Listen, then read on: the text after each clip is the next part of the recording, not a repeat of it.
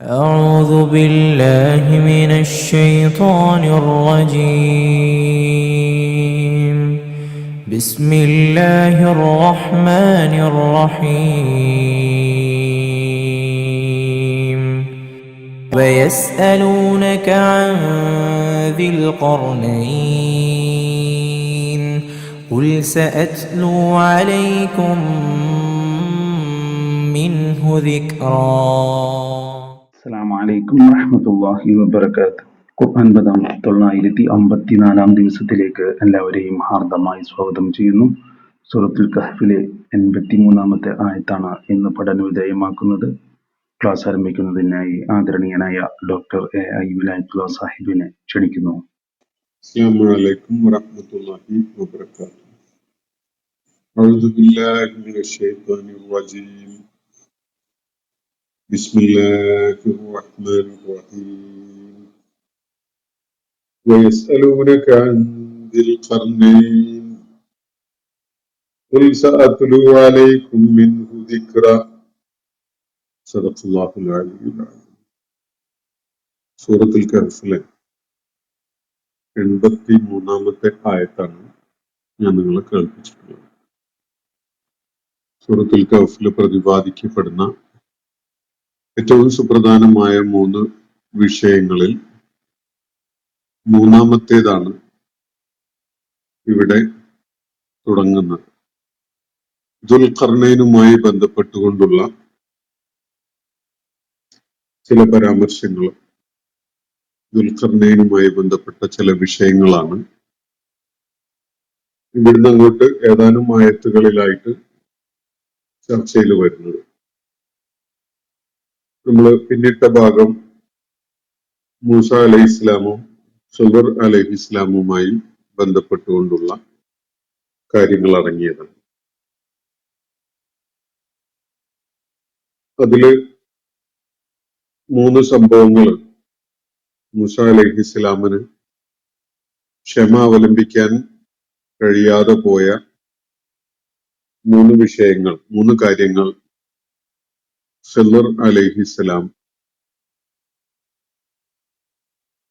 നേരിട്ട് ചെയ്ത സംഭവങ്ങൾ,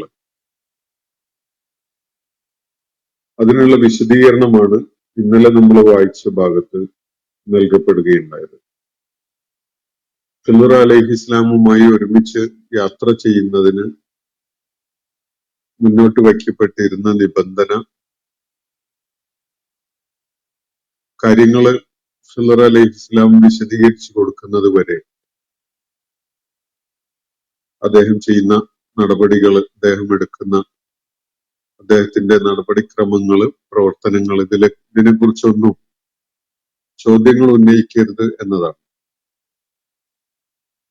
എന്നാൽ ആ 3 പ്രവർത്തനങ്ങളും മൂസ അലൈഹിസ്സലാമിനെ സംബന്ധിച്ചിടത്തോളം ചോദ്യങ്ങൾ ഉന്നയിക്കാതെ നോക്കി നിൽക്കാൻ കഴിയുന്ന വിധത്തിലുള്ളതായിരുന്നില്ല.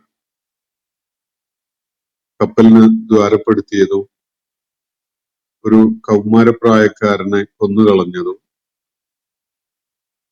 വീണ് പോവാനായി നിന്നിരുന്ന ഒരു ഭിത്തി നേരെയാക്കി ശരിപ്പെടുത്തി വെച്ചതും, അതും ഒട്ടും ആതിഥ്യമര്യാദ കാണിക്കാതിരുന്ന നാട്ടുകാർക്ക് വേണ്ടി, അല്ലെങ്കിൽ അവരുടെ നാട്ടില് അങ്ങനെ ഒരു പ്രവർത്തനം ചെയ്തു എന്നത്, ഇതൊക്കെ തന്നെ മൂസ അലൈഹി ഇസ്ലാമിനെ സംബന്ധിച്ചിടത്തോളം വളരെ പ്രതിഷേധം ഉണ്ടാക്കിയ, അദ്ദേഹത്തിൽ എതിർപ്പുണ്ടാക്കിയ കാര്യങ്ങളാണ്. മനുഷ്യന്റെ സ്വാഭാവിക യുക്തിയിൽ അങ്ങനെ ഒരു എതിർപ്പ് തോന്നുക എന്നത് അസാധാരണമായ ഒരു കാര്യമല്ല. ഇത്തരം സംഗതികള് എതിർപ്പും പ്രതിഷേധവും ഒക്കെ ഉണ്ടാക്കാൻ ഇടയുണ്ട്. പക്ഷെ ഈ സംഭവം നമ്മൾ മനസ്സിലാക്കിയ പോലെ മൂസ അലൈഹിസ്സലാമിന്റെ ഈജിപ്തിലെ ദൗത്യ നിർവഹണ കാലത്തിന്റെ ആദ്യഘട്ടത്തില് മൂസ അലൈഹി ഇസ്ലാമിന് ഒരു പരിശീലനം നൽകുന്നതിന്റെ ഭാഗമായിട്ട് അള്ളാഹു ഏർപ്പെടുത്തിയ ഒരു സംവിധാനമായിട്ടാണ് നമുക്കിത് കാണാൻ കഴിയുന്നത്. ഖിദർ അലൈഹിസ്സലാം കഴിഞ്ഞ ദിവസം ഞാൻ സൂചിപ്പിച്ച പോലെ ശരീഅത്ത് ബാധകമാവുന്ന ഒരു വ്യക്തി ആയിരുന്നെങ്കിൽ ഈ പ്രവർത്തനങ്ങളൊന്നും അതേ വിധത്തില് ചെയ്യാൻ പറ്റുമായിരുന്നില്ല. എന്നാൽ അള്ളാഹുവിന്റെ ഖദർ നടപ്പിലാക്കുന്ന ഒരു ഏജന്റ് എന്നുള്ള നിലക്ക്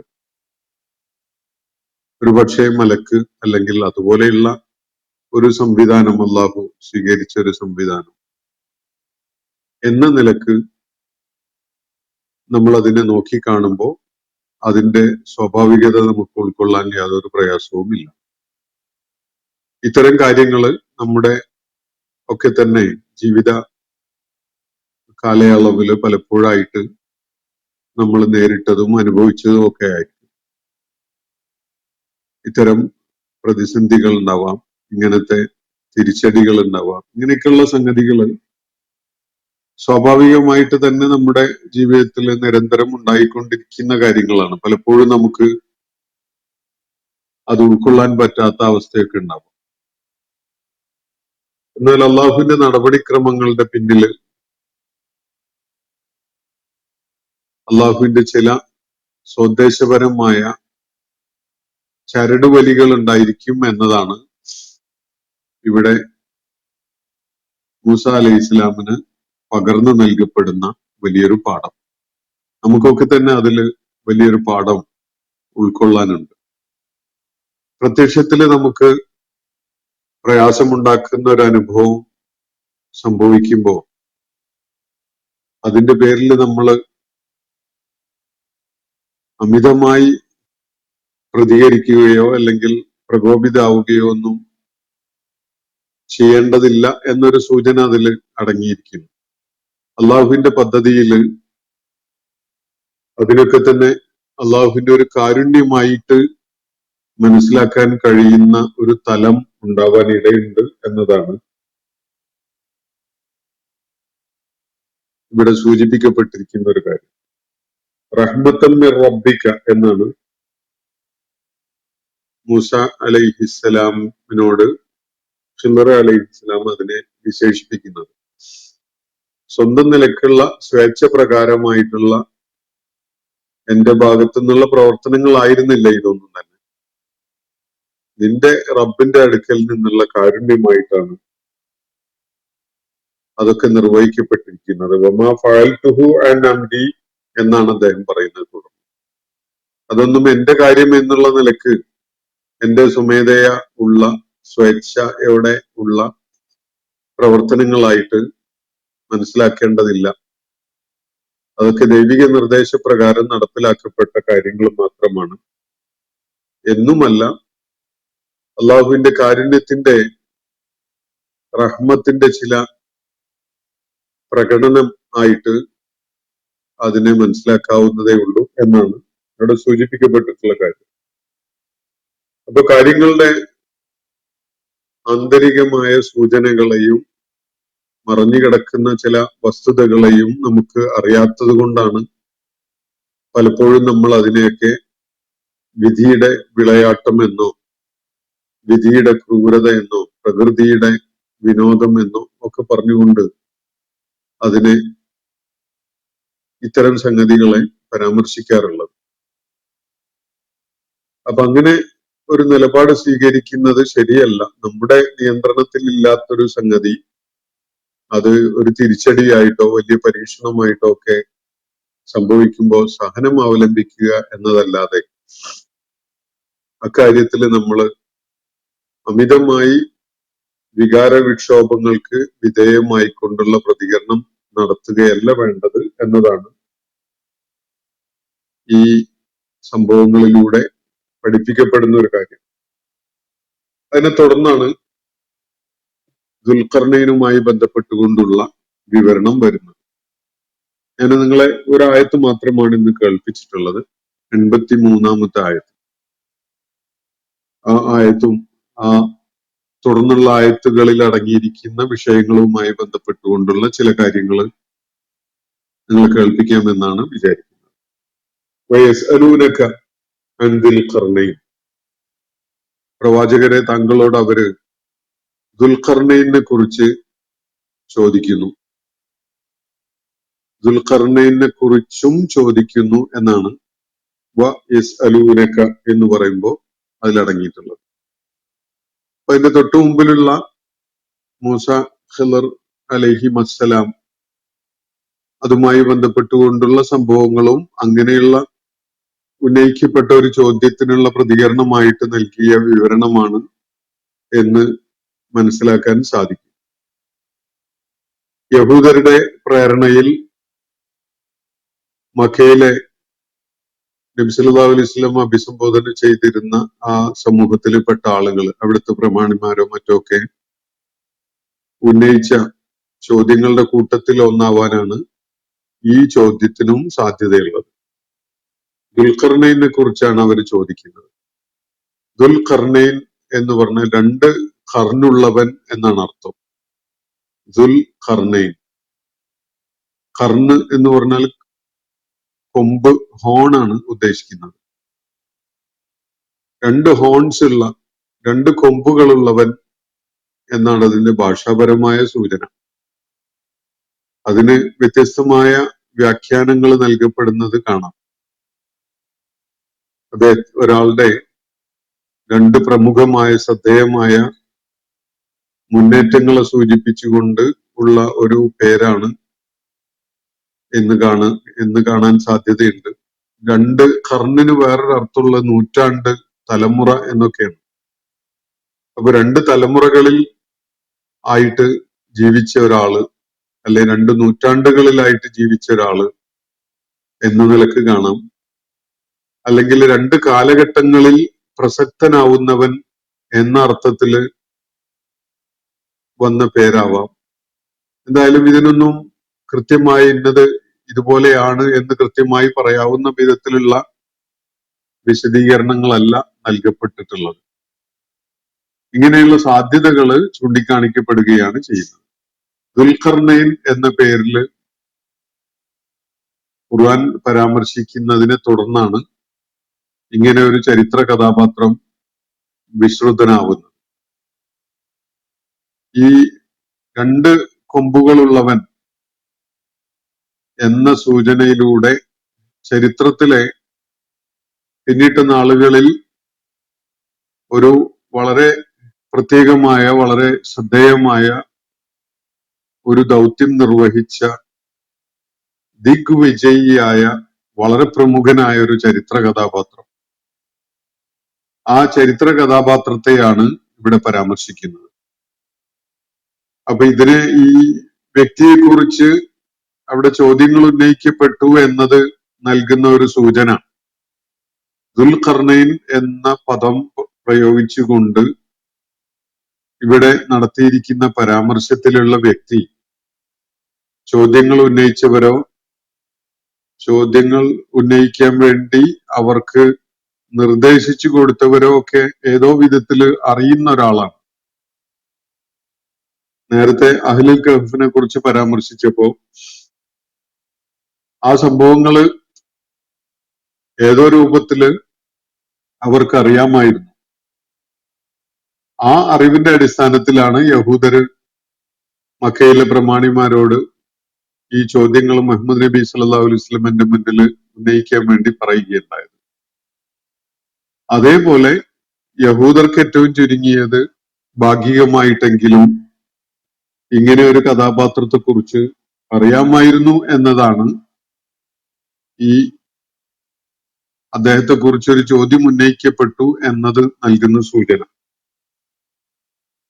ഈ പേരില് ഖുർആൻ ഇത് പരാമർശിക്കുന്നതിന് മുമ്പായിട്ട് അങ്ങനെ ഒരു പേരിൽ ഒരാളെ പരാമർശിച്ച സ്രോതസ്സുകളൊന്നും നമുക്ക് കാണാൻ കഴിയുന്നില്ല. ഏതോ വിധത്തില് വലിയ പ്രാധാന്യമുള്ള ഒരു സംഭവം അല്ലെങ്കിൽ സംഭവങ്ങളുമായി ബന്ധമുള്ള വിധത്തിലുള്ള ഒരാളെ പരാമർശിച്ചുകൊണ്ട് അയാളെ കുറിച്ച് കൂടുതലായിട്ട് പറഞ്ഞു കൊടുക്കാൻ വേണ്ടിയാണ് ചോദ്യം ഉന്നയിച്ച ആളുകൾ ഇവിടെ ഇത് ഉന്നയിച്ചിട്ടുള്ളത്. അപ്പോ ഇൻഡയറക്റ്റ് ആയിട്ട് ആ സംഭവങ്ങളിലേക്കോ പ്രതിഭാസങ്ങളിലേക്കോ വിരൽ ചൂണ്ടുന്ന ഒരു പ്രയോഗം നടത്തിക്കൊണ്ടാണ് ഈ ആളുടെ പേര് പറയാതെ ഖുർആൻ അത് പരാമർശിക്കുന്നത്. ആളുടെ പേര് ഇവിടെ പരാമർശിക്കുന്നേ ഇല്ല. ദുൽഖർനൈൻ എന്ന് മാത്രമാണ് പറയുന്നത്. അത് ഈ വ്യക്തിയുടെ പേരല്ല. ആ വ്യക്തിയെ തിരിച്ചറിയാൻ വേണ്ടി, അദ്ദേഹത്തെ പരാമർശിക്കാൻ വേണ്ടി ഖുർആൻ ഉപയോഗിച്ച ഒരു പ്രയോഗം എന്ന് മാത്രമേ അത് കാണാൻ സാധിക്കുകയുള്ളൂ. അപ്പോ ദുൽഖർനൈനെ കുറിച്ചും അവർ താങ്കളോട് ചോദിക്കുന്നു. പ്രവാചകരെ അവർക്ക് പറഞ്ഞു കൊടുക്കുക, അവരോടായിട്ട് പറയുക. സഅത്ലു അലൈക്കും മിൻഹു ദിക്റ, അദ്ദേഹത്തെ കുറിച്ചുള്ള ചില കാര്യങ്ങൾ ഞാൻ നിങ്ങൾക്ക് വിവരിച്ചു തന്നേക്കാം. ഈ കാര്യമാണ് അവരോട് പറയാൻ വേണ്ടി നബി സല്ലല്ലാഹു അലൈഹി വസല്ലമയെ അള്ളാഹു ചുമതലപ്പെടുത്തുന്നത്.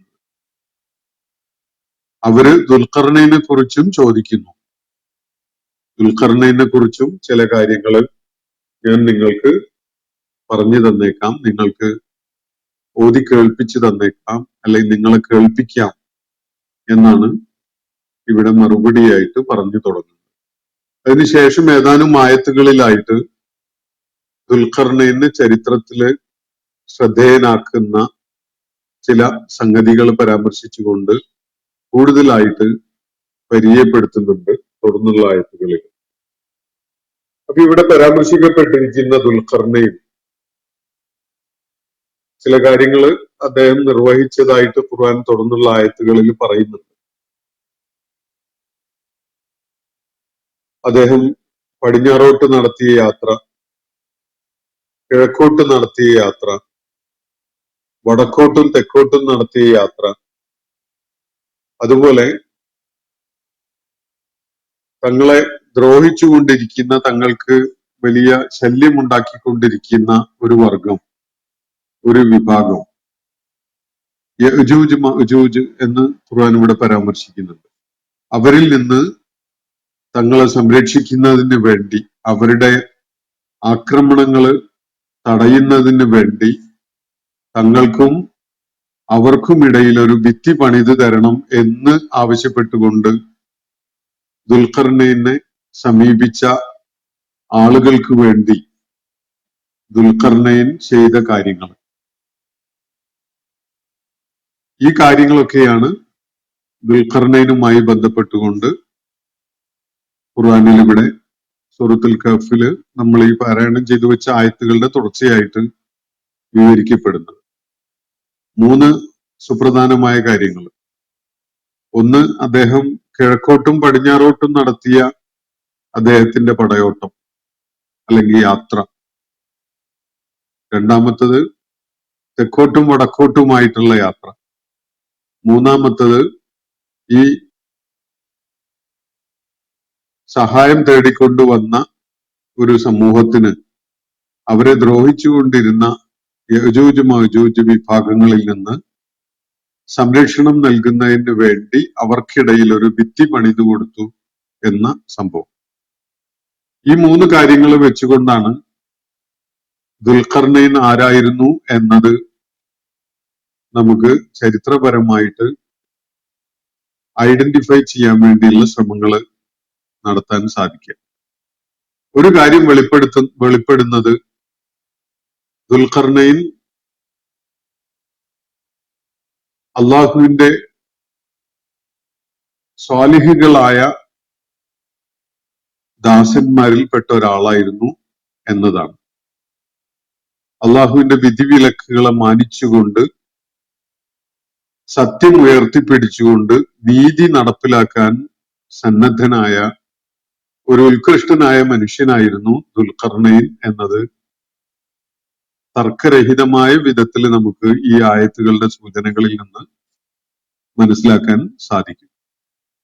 ചരിത്രപരമായിട്ട് ഇദ്ദേഹം ആരായിരുന്നു എന്നത് നമുക്ക് ഈ സൂചനകൾ വെച്ചുകൊണ്ട് കണ്ടെത്താൻ ശ്രമിക്കുക എന്നതാണ് നമ്മുടെ മുന്നിലുള്ള ഒരേ ഒരു പോംവഴി. ഖുർആൻ അവതരിച്ച കാലം മുതൽ ഇന്നുവരെ ദുൽഖർനൈൻ ആരായിരുന്നു എന്ന വിഷയത്തിൽ വ്യത്യസ്തമായ അഭിപ്രായങ്ങളാണ് നിലനിന്നിട്ടുള്ളത്. പൗരാണികരായ മുഫസ്സിറുകൾ അദ്ദേഹത്തെ മാസിഡോണിയൻ മാസിഡോണിയ കേന്ദ്രമായിക്കൊണ്ട് ലോകത്തെ ദിഗ്വിജയിയായി രംഗത്ത് വന്ന അലക്സാണ്ടർ ചക്രവർത്തിയാണ് എന്ന് അനുമാനിക്കുന്നുണ്ട്. പഴയ മുഫസ്സിറുകൾ അങ്ങനെ ചില അനുമാനങ്ങളിൽ എത്തിച്ചേരുന്നു. അറിയപ്പെടുന്ന ദിഗ്വിജയികളായ ഇത്തരം വലിയ മുന്നേറ്റങ്ങൾ നടത്തിയ ലോക ജേതാക്കള് വളരെ കുറച്ച് ആ കാറ്റഗറിയിൽ നമുക്ക് ആളുകളെ കാണാൻ കഴിയുള്ളൂ. അലക്സാണ്ടർ, അതുപോലെ പഴയ പേർഷ്യൻ ചക്രവർത്തിയായിരുന്ന സൈറസ്, അതുപോലെയുള്ള ചില വ്യക്തികൾ, അങ്ങനെയൊക്കെ വളരെ ചുരുക്കം ചില എണ്ണം മാത്രമേ ഇങ്ങനത്തെ ദിഗ്വിജയികളായിട്ട് പരാമർശിക്കപ്പെടുന്നതായിട്ട് ചരിത്രത്തിൽ കാണാൻ കഴിയും. അപ്പൊ അവരുമായിട്ട് ഖുർആൻ പരാമർശിക്കുന്ന ഈ വ്യക്തിയുടെ പ്രത്യേകതകൾ ചേർത്ത് വെച്ച് നോക്കിയിട്ട് ചേർച്ചയുള്ളത് ആരാണ് എന്നത് മനസ്സിലാക്കിക്കൊണ്ട് നിരീക്ഷണം നടത്തുകയാണ് മുഫസ്സിറുകൾ ചെയ്യുന്നത്. അതിൽ ചൂണ്ടിക്കാണിക്കപ്പെട്ട അലക്സാണ്ടർ ചക്രവർത്തി, അലക്സാണ്ടർ ദ ഗ്രേറ്റ് എന്ന പേരിൽ അറിയപ്പെടുന്ന, മാസിഡോണിയ കേന്ദ്രമായി ലോകത്തെ അറിയപ്പെടുന്ന പ്രദേശങ്ങളെയൊക്കെ നിയന്ത്രിച്ചുകൊണ്ട് ഒരു വലിയ ചക്രവർത്തിയായിട്ട് ഭരണം നടത്തിയിരുന്ന വ്യക്തിയാണ് അലക്സാണ്ടർ ദ ഗ്രേറ്റ്. പക്ഷെ അലക്സാണ്ടറുമായി ബന്ധപ്പെട്ടുകൊണ്ട് ചരിത്രത്തിൽ നമുക്ക് കാണാൻ കഴിയുന്ന പല കാര്യങ്ങളും ഖുർആൻ പരാമർശിക്കുന്ന ദുൽഖർനൈന്റെ മഹത്വത്തിനും ഉത്കൃഷ്ടമായ സ്വഭാവ ഗുണങ്ങൾക്കും ഒന്നും യോജിക്കുന്നതല്ല എന്നാണ് കാണാൻ സാധിക്കുന്നത്. ധാരാളം രചനകള് അലക്സാണ്ടറുമായി ബന്ധപ്പെട്ടുകൊണ്ടുള്ളത് സാഹിത്യത്തിലും ചരിത്രത്തിലും ഒക്കെ കാണാൻ കഴിയും. അതിലൊക്കെ തന്നെ ഒരു സ്വേച്ഛാധിപതിയായ ഒരു നാടുകളെ പിടിച്ചടക്കുകയും കൈയടക്കുകയും ഒക്കെ ചെയ്യുന്ന ഒരു പോരാളിയായിട്ട് ഒക്കെയാണ് നമുക്ക് അലക്സാണ്ടറെ കണ്ടെത്താൻ പറ്റുന്നത്. ഒരു കോസിന് വേണ്ടി ഒരു മിഷൻ ഉയർത്തിപ്പിടിച്ചുകൊണ്ട് ഒരു ദൗത്യം നിർവഹിച്ചുകൊണ്ട് നിലക്കൊണ്ട, ഒരു ദൗത്യം നിർവഹിച്ച, ഒരു ധാർമ്മികതയ്ക്ക് വേണ്ടി നിലക്കൊണ്ട ഒരാളായിട്ട് അലക്സാണ്ടറെ ചരിത്ര സ്രോതസ്സുകളിൽ നിന്ന് മനസ്സിലാക്കാൻ സാധിക്കുന്നില്ല. എന്നാൽ ദുൽഖർനൈന്റെ കാര്യത്തില് അദ്ദേഹത്തെ പ്രസക്തനാക്കുന്നത് തന്നെ അദ്ദേഹം സത്യത്തിനു വേണ്ടി, നീതിക്ക് വേണ്ടി ഒക്കെ നിലക്കൊണ്ട ഉത്കൃഷ്ടനായ ഒരു വ്യക്തിയായിരുന്നു എന്നതാണ്. അദ്ദേഹം ദിഗ്വിജയിയായിരുന്നു, ലോകം കീഴടക്കിയ ഒരു ചക്രവർത്തി തന്നെ ആയിരുന്നു എന്നിരിക്കെ തന്നെ അദ്ദേഹം സത്യത്തിനും നന്മക്കുമൊക്കെ വേണ്ടി നിലക്കൊണ്ടിരുന്ന ഉത്കൃഷ്ടനായ ഒരു മനുഷ്യനായിരുന്നു എന്നതാണ് അദ്ദേഹത്തെ വ്യതിരിക്തനാക്കുന്നത്.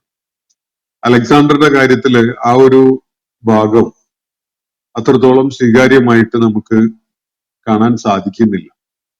കൂടുതലായിട്ടും അത് സാധ്യതയുള്ളതായിട്ട് ആധുനിക ഖുർആൻ വ്യാഖ്യാതാക്കൾ പലരും ചൂണ്ടിക്കാണിക്കുന്നത്, പഴയകാലത്തും ചൂണ്ടിക്കാണിക്കപ്പെട്ടിട്ടുണ്ട്, ആധുനിക കാലത്തെ പ്രമുഖരായ പല ഖുർആൻ മുഫസ്സിറുകളും ചൂണ്ടിക്കാണിക്കുന്ന ഇത് പേർഷ്യൻ ചക്രവർത്തിയായിരുന്ന സൈറസ് ദ ഗ്രേറ്റ് എന്ന പേരിൽ അറിയപ്പെട്ടിരുന്ന ആളാണ് എന്നാണ്. സൈറസ് പല പേരുകളിലും അറിയപ്പെടുന്നുണ്ട്. ഒന്ന് കോറസ് എന്ന പേരില്, അതുപോലെ ഖുസ്രു എന്ന പേരില് ഒക്കെ ഈ പേർഷ്യൻ ചക്രവർത്തി പരാമർശിക്കപ്പെടുന്നുണ്ട്. പൗരാണിക ഇറാനിൽ എന്ന് പറഞ്ഞാൽ യേശുവിന്റെ, ഈസ അലൈഹി ഇസ്ലാമിന്റെ മുന്നേ ഒരു 530 വർഷം മുന്നെയാണ് ഇദ്ദേഹം മരിക്കുന്നത് ചരിത്ര രേഖകൾ പ്രകാരം. അദ്ദേഹത്തിന്റെ ജനന വർഷം കൃത്യമായിട്ട് മനസ്സിലാക്കാൻ സാധിക്കുന്നുമില്ല. BC 530 ഇദ്ദേഹം മരിക്കുന്നത്. ഇദ്ദേഹം അറിയപ്പെടുന്നത് സൈറസ് ദ ഗ്രേറ്റ് എന്ന പേരിലാണ്. പേർഷ്യൻ സാമ്രാജ്യമായ ഒരു അറിയപ്പെട്ടിരുന്നത്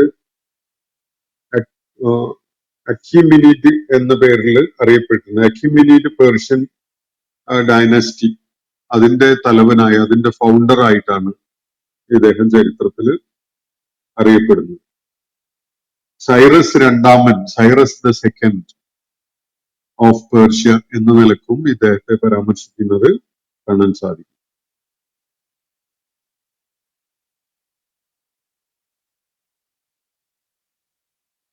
അപ്പോ ഈ ഒരു വ്യക്തിയാണ് ദുൽഖർനൈൻ എന്ന പരാമർശത്തിലൂടെ ഇവിടെ സൂചിപ്പിക്കപ്പെടുന്ന വ്യക്തി എന്ന് അനുമാനിക്കുന്നതിന് വലിയ ന്യായമുണ്ട്. പക്ഷെ നമുക്ക് അത് തീർത്ത് പറയാൻ കഴിയില്ല.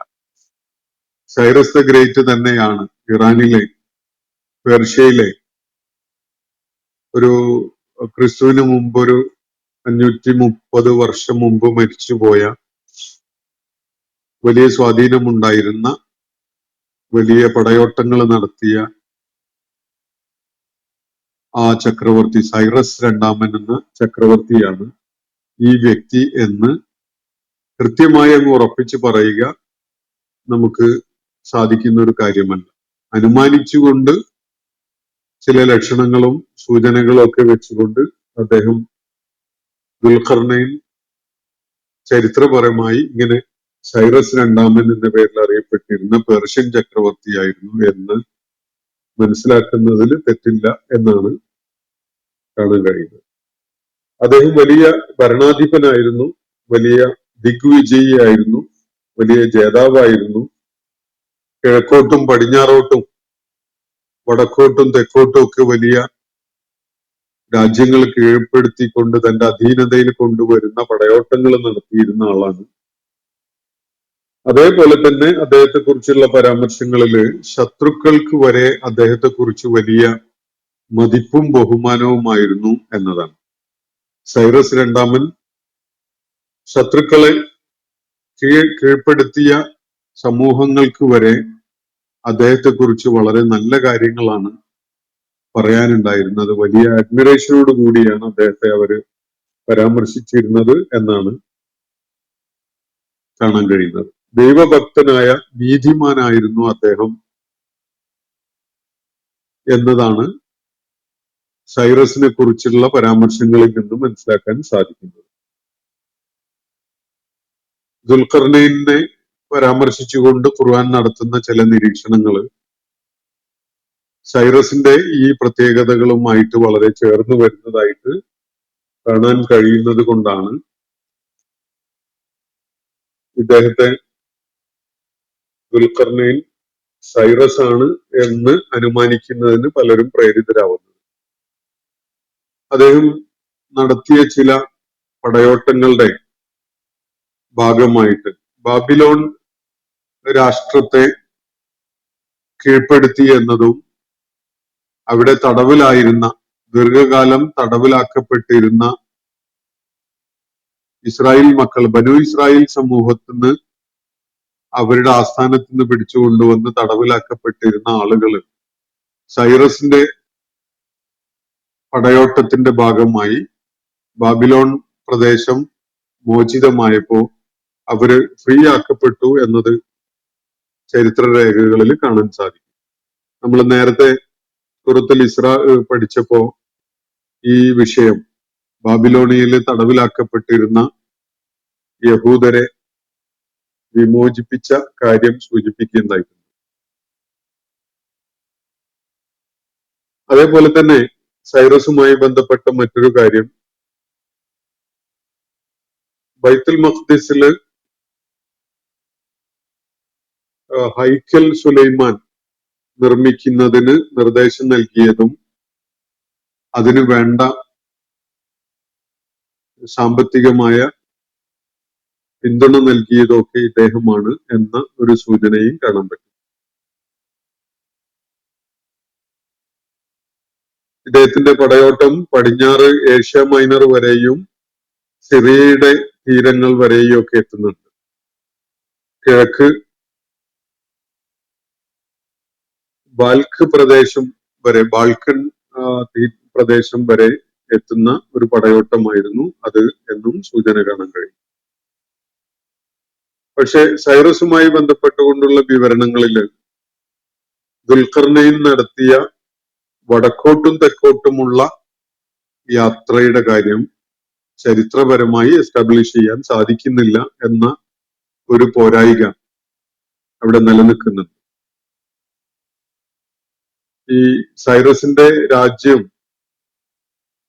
വടക്ക് ഭാഗത്ത് കൊക്കേഷ്യൻ അല്ലെങ്കിൽ കാക്കസസ് പർവ്വത നിരകള് വരെ നീണ്ടുകിടന്നതായിരുന്നു എന്നാണ് സൂചിപ്പിക്കപ്പെടുന്നത്.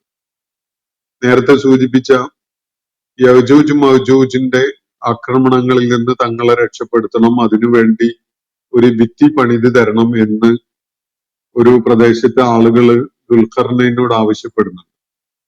ആ ഭിത്തി പണിയപ്പെട്ടത് കാക്കസസ് പർവ്വത നിരകൾക്കിടയിൽ, രണ്ട് പർവ്വതങ്ങൾക്കിടയിലുള്ള ഒരു വിടവ് കൂർത്തുകൊണ്ടാണ് എന്നാണ് ചരിത്രപരമായിട്ട് മനസ്സിലാക്കാൻ സാധിക്കുന്നത്.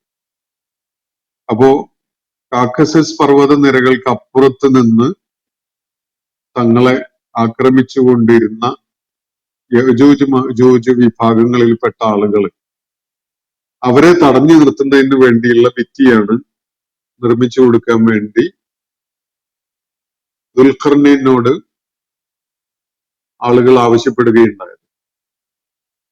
അപ്പൊ ഇത് വെച്ചുകൊണ്ട് തന്നെ ഏകദേശം ഈ യജൂജ് മഅജൂജ് വിഭാഗത്തിൽപ്പെടുന്ന ആളുകൾ ആരായിരുന്നു എന്നത് ചരിത്ര ഗവേഷകന്മാര് ചില ധാരണയിലെത്തുന്നുണ്ട്. തർത്താറികളും മംഗോളികളും ഹ്യൂണറും അതുപോലെ സീതിയൻ വിഭാഗത്തിൽപ്പെടുന്നവരൊക്കെ അടങ്ങിയ വലിയ കുപ്രസിദ്ധി ഉണ്ടായിരുന്ന ആ കാലഘട്ടത്തിലെ സിവിലൈസ്ഡ് ആയിട്ടുള്ള രാജ്യങ്ങളെ ആക്രമിച്ച് കീഴ്പ്പെടുത്തുകയും വലിയ വിനാശങ്ങൾ ഉണ്ടാക്കുകയൊക്കെ ചെയ്തിരുന്ന തരം അപരിഷ്കൃതരായ ഒരു സമൂഹമായിരുന്നു ഇവര് ആ ഘട്ടത്തില് എന്നാണ് മനസ്സിലാക്കാൻ പറ്റുന്നത്. അവരെ പരാമർശിച്ചുകൊണ്ടാണ് ഖുർആൻ ഈ ഗോഗ് ആൻഡ് മെഗോഗ് എന്ന് ഇംഗ്ലീഷിൽ പറയുന്ന യജൂജ് മഅജൂജ് വിഭാഗങ്ങൾ എന്ന വിധത്തിലുള്ള ഒരു സൂചന നടത്തുന്നത്.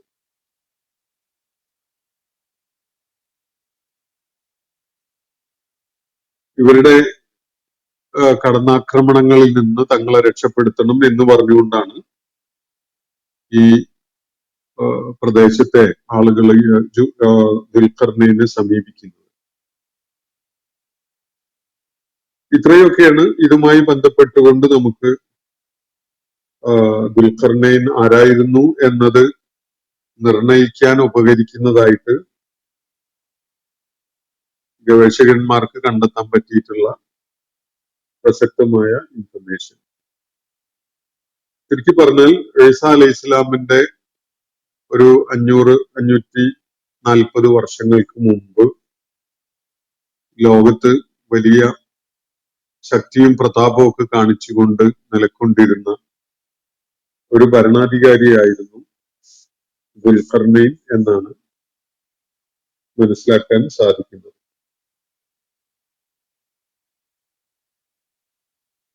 സൂചിപ്പിക്കപ്പെടുന്ന ഒരു കാര്യം, അക്കാലത്തുള്ള പരിഷ്കൃത ലോകം മുഴുവനായിട്ടും തന്നെ അത് കിഴക്കോട്ടും പടിഞ്ഞാറോട്ടും ആയാലും വടക്കോട്ടും തെക്കോട്ടും ഒക്കെ ആയാലും പൂർണ്ണമായിട്ടും അദ്ദേഹത്തിന്റെ നിയന്ത്രണത്തിലായിരുന്നു എന്നതാണ് മനസ്സിലാക്കാൻ സാധിക്കുന്ന ഒരു കാര്യം. അപ്പൊ അങ്ങനെ ദിഗ്വിജയിയായിട്ട് മുന്നേറിയ ഒരു ലോക ജേതാവായിട്ട് നിലക്കൊണ്ടിരുന്ന ഒരു ചരിത്ര പുരുഷനാണ് ദുൽഖർനൈൻ എന്ന് കാണാൻ സാധിക്കും. അപ്പോ ഈ ഒരു പരാമർശം വെച്ചുകൊണ്ടാണ് ഈ ചോദ്യം ഉന്നയിക്കപ്പെട്ടിരിക്കുന്നത്. ആരാണ് അദ്ദേഹവുമായി, ഈ ദുൽഖർനൈൻ അദ്ദേഹവുമായി ബന്ധപ്പെട്ടുകൊണ്ടുള്ള ചരിത്ര വസ്തുതകൾ എന്താണ്, അദ്ദേഹം എന്ത് തരത്തിലുള്ള, ഏത് വിഭാഗത്തിൽ പെടുന്ന അല്ലെങ്കിൽ എന്ത് പ്രത്യേകതയുള്ള ആളായിരുന്നു എന്നതാണ് ഈ ചോദ്യങ്ങൾ ഉന്നയിച്ച ആളുകളെ സംബന്ധിച്ചിടത്തോളം പ്രസക്തമായ കാര്യം. അതിനുള്ള മറുപടിയായിട്ടാണ് ഇവിടെ ഈ വിവരണം തുടങ്ങുന്നത്. വയസ്അലൂനക, പ്രവാചകരെ അവര് താങ്കളോട് ദുൽഖർനൈനെ കുറിച്ചും ചോദിക്കുന്നു. ഇതാണ് തുടക്കം. ഖുൽ പറയുക, അവരോട് പറയുക, അല്ലെങ്കിൽ അവർക്ക് പറഞ്ഞു കൊടുക്കുക. സഅത്ലു അലൈക്കും മിൻഹു ദിക്റ, അദ്ദേഹത്തെ കുറിച്ചുള്ള ചില പരാമർശങ്ങള് അല്ലെങ്കിൽ ചില വിവരണങ്ങള് ഞാൻ നിങ്ങൾക്ക് ഓതി കേൾപ്പിക്കാം എന്ന് മറുപടി പറയാനാണ് അള്ളാഹു മുഹമ്മദ് നബി സല്ലല്ലാഹു അലൈഹി വസല്ലമയോട് ഇവിടെ നിർദ്ദേശിക്കുന്നത്. അപ്പൊ ഇത് സംബന്ധമായി തുടർന്നുള്ള ആയത്തുകളിൽ കൂടുതൽ നമുക്ക് ധാരാളം കാര്യങ്ങൾ മനസ്സിലാക്കാനുണ്ട്. ഇൻഷാ അല്ലാഹ് ആ ആയത്തുകൾ പഠന വിധേയമാക്കുന്നതിനോടനുബന്ധിച്ച് നമുക്ക് ആ കാര്യങ്ങൾ മനസ്സിലാക്കാൻ ശ്രമിക്കാം. അള്ളാഹു നമ്മെ എല്ലാവരെയും അനുഗ്രഹിക്കുമാറാവട്ടെ. വാഖിർ ദഅവാന അൽഹംദുലില്ലാഹി റബ്ബിൽ ആലമീൻ. അസ്സലാമു അലൈക്കും വറഹ്മത്തുള്ളാഹി വബറകാതുഹു. ഇന്നത്തെ ഖുർആൻ പദം ഇവിടെ സമാപിക്കുന്നു. ഖുർആൻ പദത്തിൽ പങ്കെടുത്ത എല്ലാവർക്കും അള്ളാഹു അർഹമായ പ്രതിഫലം നൽകി അനുഗ്രഹിക്കട്ടെ. വആഖിറു ദഅവാനാ അൽഹംദുലില്ലാഹി റബ്ബിൽ ആലമീൻ. അസ്സലാമു അലൈക്കും വറഹ്മത്തുള്ളാഹി വബറകാതുഹു.